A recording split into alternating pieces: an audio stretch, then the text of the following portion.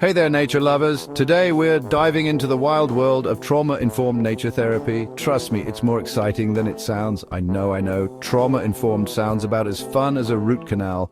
But what if I told you that healing could involve things like hugging trees, talking to birds? They give surprisingly good advice, by the way. And maybe even making friends with a squirrel or two. Stick around, because we're about to explore how connecting with nature can help us heal, grow, and maybe even laugh a little along the way. Okay, so mindfulness. It sounds like something you'd hear in a yoga studio filled with the scent of patchouli and existential dread.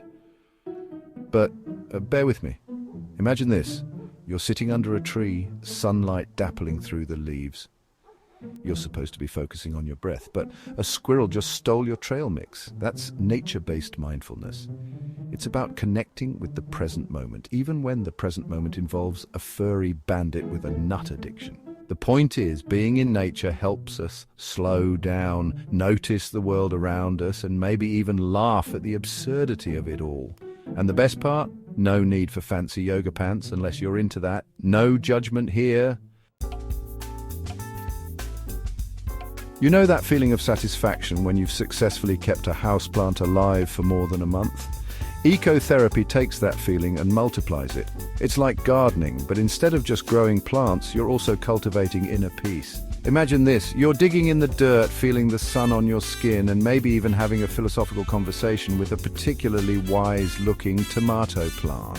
Who knows? It might have some great advice on dealing with stress. Plus, you get to wear those cool gardening gloves, you know, the ones with the claws.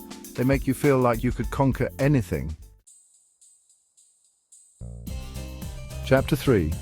Nature-based art therapy. Channel your inner child, minus the temper tantrums, hopefully.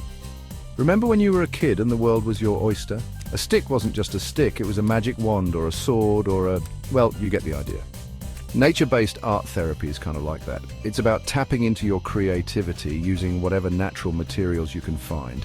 Leaves become canvases, rocks become sculptures, and twigs, twigs can still just be twigs, but maybe they're twigs with a purpose now.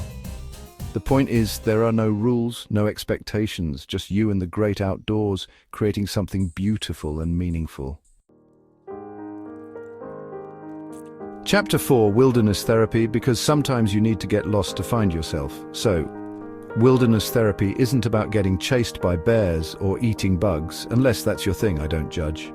It's about using the challenges and triumphs of being in nature to build resilience and self-discovery.